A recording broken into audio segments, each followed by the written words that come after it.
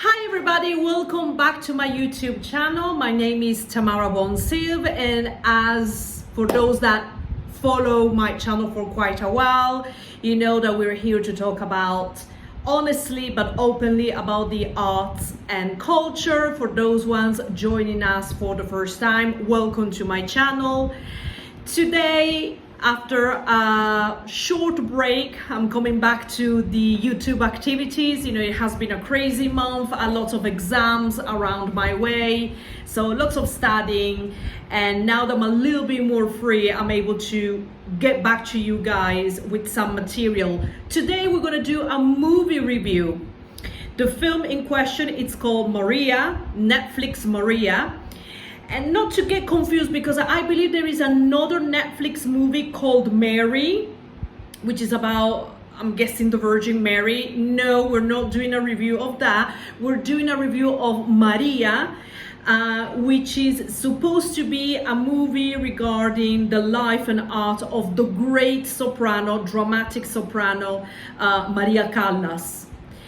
And yes, you know, starring Angelina Jolie and directed by Pablo Larrain, which this is complete like a trilogy of, for him, a trilogy of movies regarding three great and famous women. The first movie was about Jacqueline Kennedy Onassis, called Jackie. If I'm not wrong, that movie was starred by Natalie Portman, and I believe she received an Academy Award nomination for her performance. The second movie that he did was called Spencer, about Diana Spencer, the former Prince of Wales, starring Kristen Stewart, who also got an Academy Award nomination. And I'm guessing the cycle continues with Angelina Jolie for Maria. She has been now being nominated for this performance for the Golden Globes, and most likely she's a strong Oscar contender. I'm gonna be very honest with you, I really had high hopes regarding this movie. Not only because of who Maria Callas is, which personally I do find more engaging than Diana Spencer or Jacqueline Kennedy. I got nothing against those women. Those are great women that made history as well. But out of these three movies, I felt that this one was the most compelling one. First and foremost, because we're talking about an artist. Also, I'm a student, a lyrical singer myself, so, you know, I was like, I really wanted to see this. And, you know, for the promotional pictures and,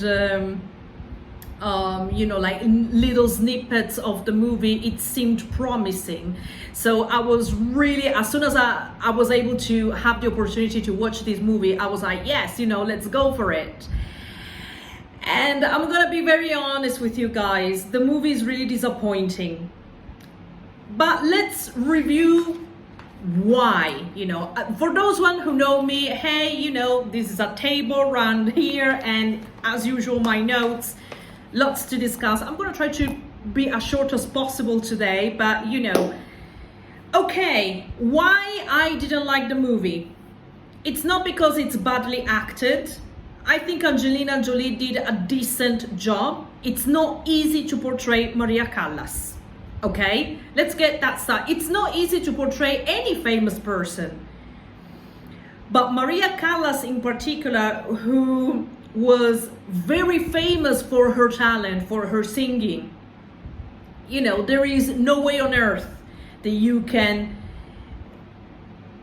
even become close to do justice to a role like this. So I think what Angelina Jolie did was a decent job. My problem with the movie is not the acting per se. I think the actors in general were fantastic, not only Angelina Jolie, but also you know, the supporting actors, you know, the people that were surrounding her at you know, during the portrayal of this movie, like, you know, her butler and her housekeeper, for example. I thought that they did an amazing job too. So acting wise, for me, is not the issue.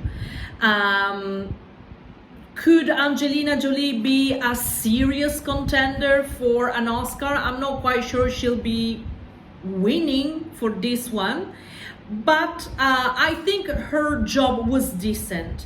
My problem with the movie is the writing and perhaps even the directing. What I don't like about this movie is that it's a movie that didn't exactly tell us who Maria Callas was. So the movie is set during what is supposed to be the last week of her living life. So her last week. And you know, by now, Maria Callas, she's quite ill. And you know, she's been declared like, you know, her liver is not working anymore. She has a heart condition. You know, she's not in a very good shape. So this is not the best starting point for us to explain who Maria Callas is. At the end of the day, lots of people get sick and everybody dies. So I'm not quite sure. The main meat of the movie is that Maria Callas is basically dying. She's not aware of it yet. People surrounding her are not fully aware of it, but they're concerned about her because she's not mentally nor physically in her best shape. The whole idea of Maria is to portray a sad portrayal. This is a sad portrayal because Angelina Jolie is portraying her decline. Not her height, not her peak, not her talent. It's just this decline. This is the last week of her life. And it's showing that within this decline, obviously there is this frail, dystopic world in which she's living. I will repeat this. There is a frail, dystopic world that she's living in. Again, why? She's in decline. She's in decline mentally. She's in decline professionally. She actually, in several scenes of this movie, she says that she doesn't want to perform again, not at least public-wise.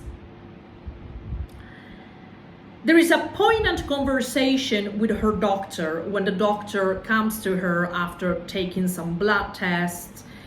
Maria is self-medicating with a drug called Mandrax. Of course, I'm sure that Maria passed away in 1977. So during the 70s, obviously, we didn't have the knowledge about health and drugs that we have today. So she was auto-medicating herself. And this led to, you know, nothing good can come out of this. So the doctor was basically telling Maria, look, Maria, you're not doing well. You know, your body is not responding as it should. And on top of that, I hear that you have gone back to singing. Yet you don't want to perform live to the public. So what's going on in here, you know? And this is perhaps the best scene of the movie and the most relevant scene that I can think of in this movie. She responds something along the lines that her mother obliged her to sing as a way of saying that singing wasn't my choice, I was made to. Aristotle Onassis, who was her greatest love, forbade her to sing. So now I will sing for myself. This is the best moment of the movie. And perhaps we only need this movie to actually try to explain who Maria Callas is, because the rest of the movie didn't really explain who Maria Callas is. Maria Callas was a young girl from Greece, and during her youth, Greece was occupied by Nazi Germany, by German soldiers. So singing was it was her innate talent, and it was kind of a way to not only get her out of that awful situation, but to also get her whole family out. So obviously her mother, who wasn't very kind to her, who called her ugly and fat, and pointed out that she wasn't the best child of the family, even though she was the most talented, kind of obliged Maria to sing as a way out for them to come out of poverty. And basically that's what she done, and she became incredibly successful, yet her family didn't respect her as much or treat her well as much. So there is that side of the story, and there is also the sad side of the story in which she was very much in love with Aristotle Onassis, but eventually Aristotle Onassis left her for, ironically, Jacqueline Kennedy, who later became known as Jacqueline Kennedy Onassis. So I will say that this is the only real moment that could even begin to explain who Maria Callas was. It's the only moment, guys. The rest of the movie, it's about the inner demons of Maria, the inner demons that she has with her mother, with Onassis, with her voice that is also in decline, her body decay. She's taunted by the press. She lives, unfortunately, this very dual lifestyle that artists have, particularly successful ones, being adored on one side, but also being treated as a thing, not as a real person. So there are tragic undertones throughout the movie. I don't think she's even seen happy at all in any moment of the movie. There are constant flashbacks with her mother, her family, when she was actually in shape, singing at the peak of her career with Onassis, but these are just flashbacks. The main story is her decay. And I don't think it's a good movie because of this reason. It's telling us the worst of Maria Callas. It's not telling us who Maria Callas really was. And this is an ongoing trend, particularly Hollywood trend, not to tell us real stories, but to tell us a fantasized version of who these people are. And that bothers me, because a few years ago, and I did a review, and I'll invite you to see the review that I did for the movie Blonde, that was criticized at the time, because apparently there was an exploitative tendency in the movie Blonde to portray Marilyn Monroe in a very negative way. And I'm gonna be very honest with you, Blonde was a difficult movie to watch. You need to certainly have your head in the right place to watch it. But the acting was superb. And although it was kind of a fantasy about Marilyn Monroe, it still was able to catch more or less what Marilyn Monroe was all about, from when she was a child, and then she got into Hollywood, and then eventually the big star that she became, and the problems that came with it. I think it was more of a rounded movie. It actually told us a little bit more of who Marilyn Monroe is, but in this movie, I don't really know more Maria Callas than I did before. All I know about Maria Callas right now is that she took man drugs. And it pisses me off because I think this movie is really exploitative, because it doesn't contribute on anything. And I'm quite upset about it, because Blonde was exploitative because it had scenes that parenthood was unhappy with. So it was exploitative. This movie is just as equally exploitative, but because apparently there is more of a right to choose undertone, so we'll all love it, we all think it's great, Golden Globe nomination, give that Oscar to Angelina Jolie. Once again, Angelina Jolie is not bad in this movie. It must have been incredibly difficult to try to portray Maria Callas, but unfortunately, the screenplay doesn't tell us anything real about Maria Callas. her contribution to opera, to art, to lyrical singing, it only tells us that she's in decay. It's a movie about her decay, and I'm not really happy with that. As an artist, as a singer myself, I think this is an exploitative portrayal, and you're telling us nothing about about Maria Callas. By the way, there is also a scene in which Marilyn appears. So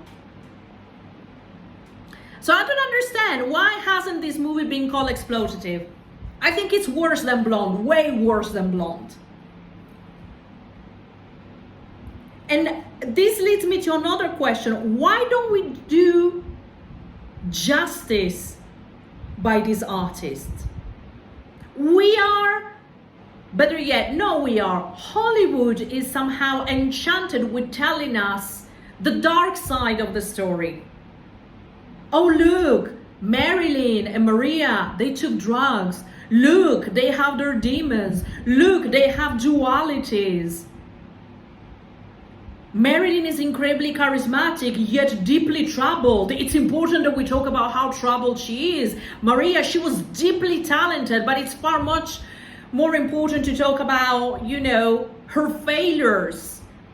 Maria was 53 years old when she passed away, and she obviously couldn't sing like a 20-year-old. What the hell are you all implying? Do you even know what it means to be a singer, let alone an opera singer? How difficult it is? And yet you want to make the point of, wow, look, her voice is not the same as it used to be. Of course it wouldn't be. After 30 years, if not more, of pressing on her voice, she needs to rest. Guys, come on. And yet you don't even want to make that point. The only point that you want to make is that, you know what, she takes mandrakes, she's not well, she talked to herself, I think, and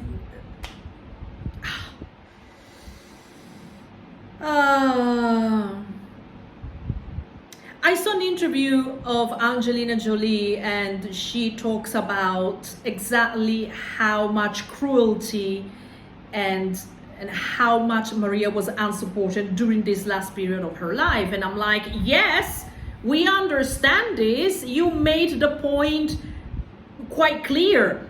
You don't want to tell us why Maria was talented. All you want to tell us is that she's basically insane because she can sing, but she cannot sing.